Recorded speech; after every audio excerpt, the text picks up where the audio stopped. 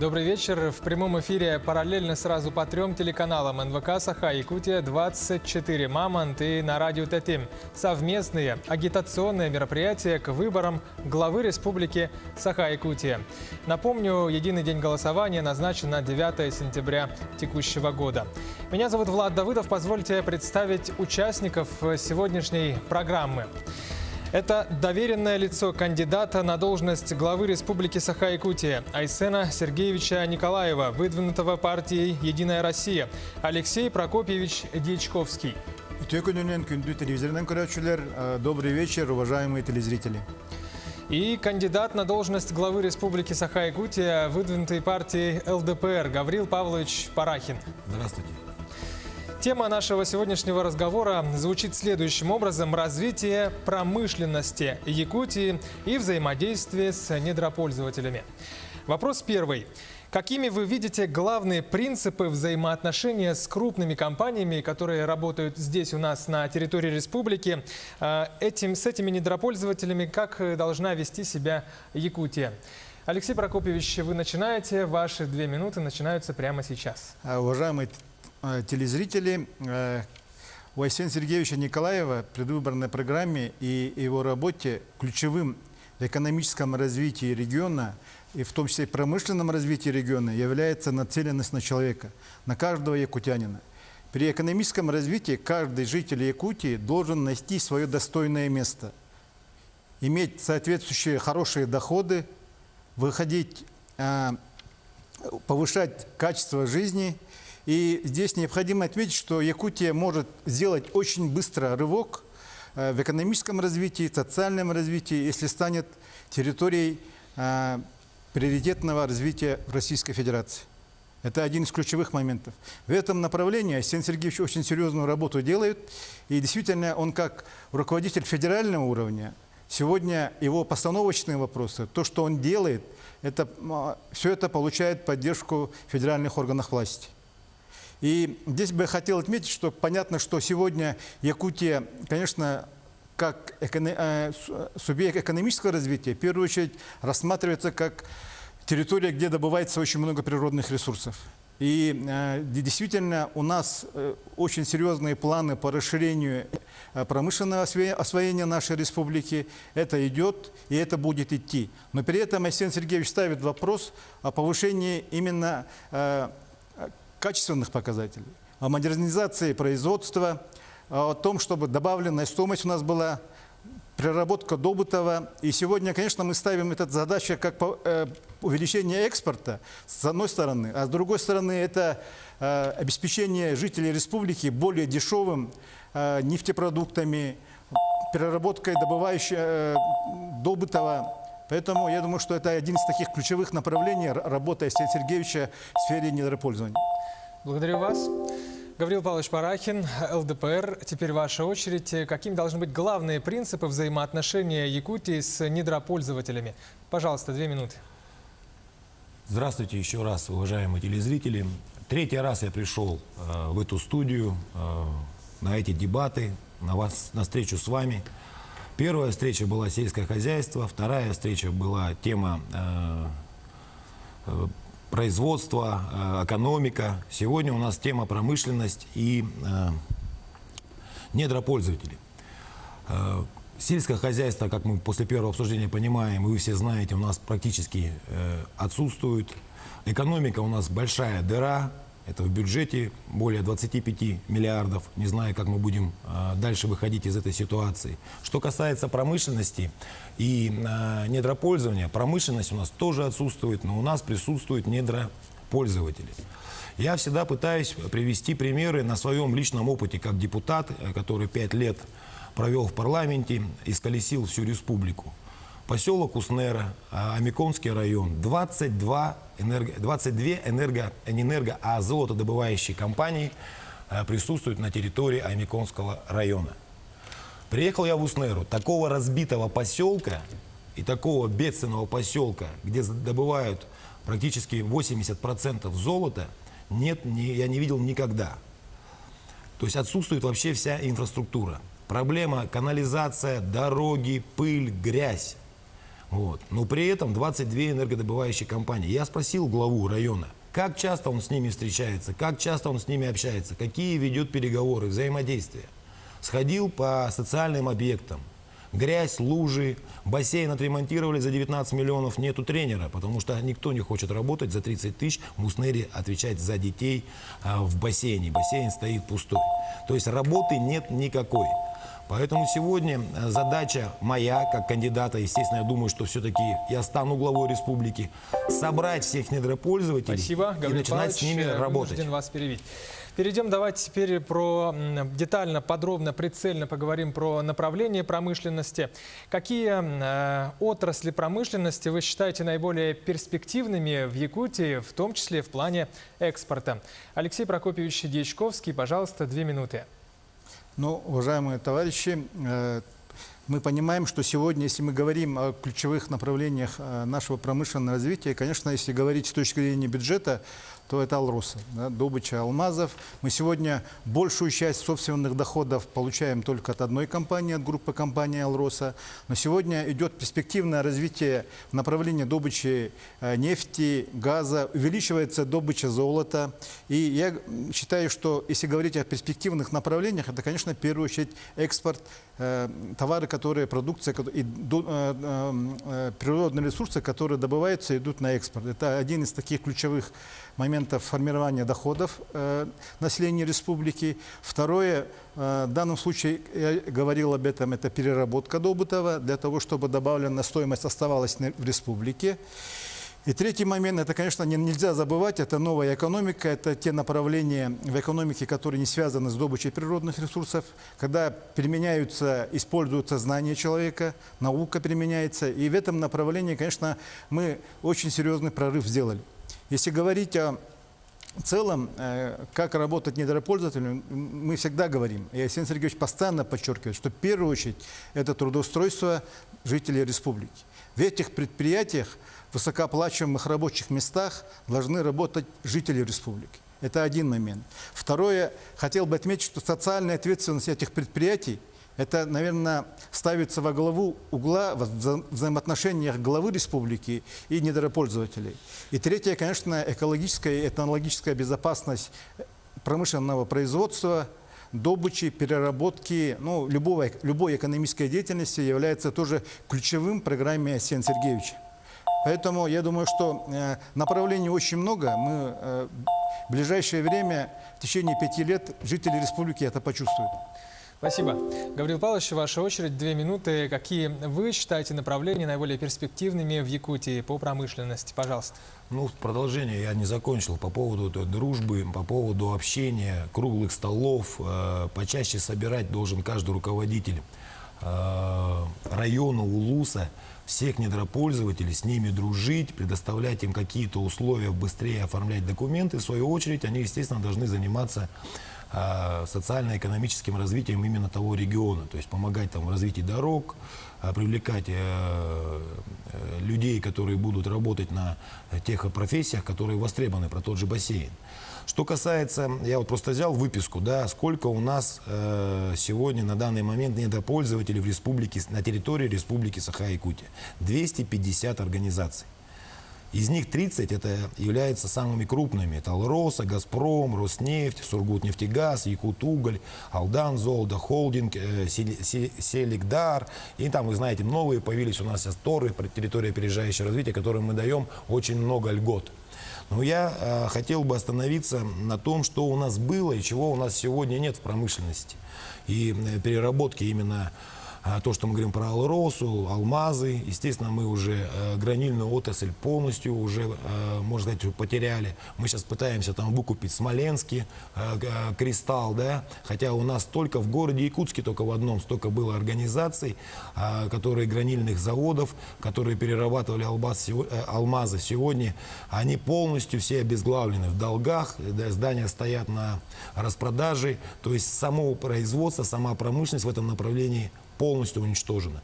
То же самое касается золотодобычи. Очень много организаций у нас, которые добывают золотодобычу, но сегодня мы не можем качественно и грамотно переработать золото, сделать изделие, поставить бриллиант и продать. То же самое касается и нефтепродуктов. Понятно, что предоставляет он тяжелые условия для... Гаврил Павлович, спасибо. Продолжу, хорошо. Перейдем к следующему вопросу, к третьему. Как известно, Якутия – это единственный регион в России, где принят и есть закон об этнологической экспертизе. Какие основные преимущества этого или, может быть, есть недостатки? Вопрос обширный и большой, поэтому дается на ответ вам 3 минуты. Доверенное лицо Айсена Николаева, Алексей Дьячковский. Пожалуйста, 3 минуты. Уважаемые друзья, преимущество этого закона в том, что он есть у нас в республике. Действительно, это единственный субъект, который принял такой закон. Закон, который предполагает проведение экспертизы при воздействии промышленного освоения на этносы, на их культуру, на их жизнь. И сегодня этот закон у нас работает. Но если говорить о минусах, то действительно то, что он только в одном субъекте есть, пока на федеральном уровне нет нормативно-правовых актов, которые бы регулировали.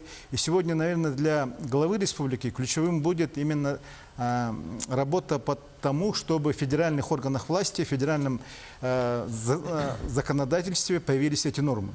Поэтому Арсений Сергеевич, как человек, который имеет серьезный авторитет, большой авторитет в федеральных органах, умеет работать, ну и через «Единую Россию», которая имеет большинство в парламенте Российской Федерации, эти вопросы надо продвигать для того, чтобы действительно все жители нашей республики имели возможность защищать свою жизнь, свою фактически ежедневную жизнь от промышленного воздействия, именно улучшать эту жизнь.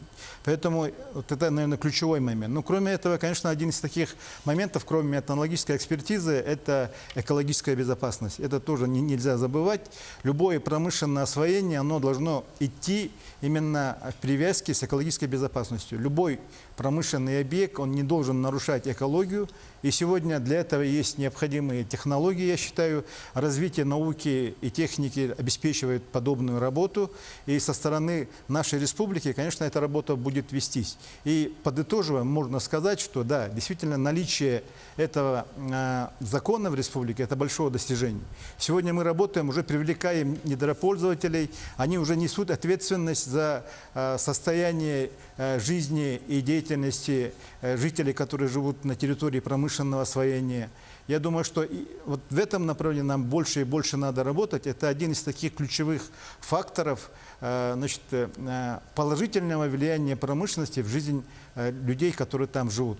И, в принципе, и школы, и какие-то последствия с точки зрения нарушения охотугодий, мест выпаса там, оленей, лошадей. Все это будет учитываться, конечно, в рамках этнологической экспертизы. И сегодня понятно, что мы идем впервые, поэтому довольно сложно. Кто идет первым, ему всегда надо доказывать людям, показывать, что надо делать. Иногда есть люди, которые не соглашаются с нашими позициями, но я думаю, что Арсений Сергеевич здесь добьется серьезных успехов.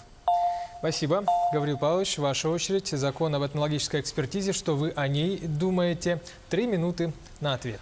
Очень нужный закон, очень нам необходим, чтобы защитить всех малочисленных народов, которые проживают в республике Саха-Якутия, которые занимаются оленеводством, скотоводством и которые живут в арктических наших районах.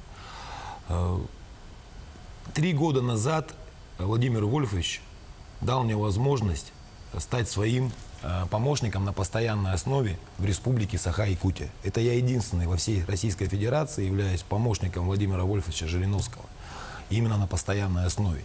И благодаря этой должности, благодаря этому статусу я могу летать раз в месяц по республике Саха-Якутия, что дало мне возможность побывать в отдаленных и арктических районах нашей республики, где действительно существует такая проблема. Я опять же взял выписку, не буду, чтобы это было немногословно, а зачитаю, что за последние годы численность То есть вот этих, благодаря вот этим предприятиям, которые существуют у нас, которые разрушают нашу экологию, разрушают нашу природу, да, численность поголовья оленей в сравнении с 2010 годом, да, в 2014 году сократилась на 35 тысяч. То есть у меня нету свежих данных, потому что свежие данные не дают. Там вообще ситуация бедственная. Я был в Чукурдахе, 200 километров надо, чтобы оленя сейчас добыть, 200 километров уехать. То есть вот благодаря вот этим всем всевозможным нарушениям недропользователей, которые ведут там свою деятельность. Да? То есть вот такая вот ситуация серьезная. Кроме этого, ощутимый ущерб оленеводству нанесло строительство нефтепровода «Тихий океан» Восточная Сибирь. Не говоря уже о том, что сегодня происходит с теми компаниями, которые добывают всевозможные серьезные дорогие ресурсы и порча именно природу, уезжая оттуда, бросая это все за последние годы, оставляя бесхозно это все, которое разрушает нашу сегодняшнюю экологию. Необходимо отметить, что природопользователи, зарегистрированные на других субъектах Российской Федерации в республике, ведут разработку недр без соблюдения установленных требований к охране окружающей среды. И поэтому этот закон сегодня, естественно, очень важный. Он дает возможность защитить наше население, которое живет в арктических условиях, от воздействия, именно негативного воздействия на окружающую среду и на природу, где они испокон веков жили, родили своих детей, своих внуков и пытаются остаться там, и им больше ничего не нужно, чтобы больше их никто не трогал. Мы действительно этот законопроект и поправку принимали в том году, и я как депутат, естественно, проголосовал за, потому что если мы сегодня не защитим наше арктическое население, жители арктических улусов, малочисленное население, многонациональное население нашей республики, то ничего хорошего в этом не будет. Спасибо. Теперь заключительная позиция нашего сегодняшнего эфира. У вас будет по 1 минуте для того, чтобы обратиться к жителям республики, которые сейчас нас смотрят и слушают. Доверенное лицо кандидата на должность главы республики Саха-Якутия Айсена Сергеевича Николаева Алексей Прокопьевич Дичковский. Вы начинаете. Уважаемые телезрители, критиковать легко, предлагать сложно, а реализовывать трудно. Арсений Сергеевич знает, что делать, и уже делает все для того, чтобы улучшить жизнь каждого якутянина. И здесь я хотел бы остановиться на 3 моментах. Первое. Это действительно он сделает Якутию приоритетным регионом федерального развития. Без этого мы быстро добиться успехов не сможем. Второе. Это консолидация общества. Сегодня идет консолидация всех, и действительно это очень важный фактор общественного развития. И он разбудил в якутянах дух лидерства. Сегодня 81 день, как он назначен временно исполняющим обязанности главы республики. И республика изменилась, мы изменились. Я верю, что за 5 лет мы выйдем на новый уровень развития. Голосуйте за Айсена Николаева. Спасибо. Гаврил Павлович Парахин, кандидат на должность главы Республики Саха-Якутия от партии ЛДПР. Ваша минута. Обратитесь к жителям республики. Уважаемые земляки, последние 5-7 лет власть нашей республики, руководство нашей республики, министерства, ведомства говорили нам, и мне в частности, в нашем парламенте Ултумен, что власть, что недра должны принадлежать народу. Но мы за эти годы потеряли все, начиная от акции Алроса, Нюрба Алроса, всевозможные земли, добывающие всякие месторождения, сегодня пользуются все население России, но только не наши местные жители. Это на самом деле страшно. Уже нельзя верить всему тому, что говорит власть, та и власть нынешняя. Я считаю, что сегодня надо дать возможность таким молодым, перспективным людям, как я, Гаврил Парахин, работать на благо нашей республики. Я родился здесь, вырос здесь. Мои дети живут и работают здесь. Поэтому голосуйте за ЛДПР.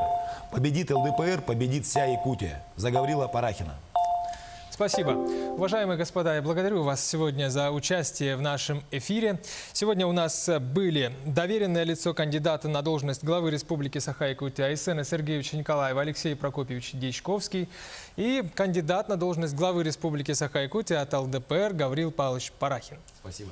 Спасибо. Уважаемые телезрители, смотрите нас по будням с понедельника по пятницу в 17:30 и в 18:15 на совместных агитационных мероприятиях к выборам главы Республики Саха-Якутия и к выборам депутатов Илтумен. До встречи!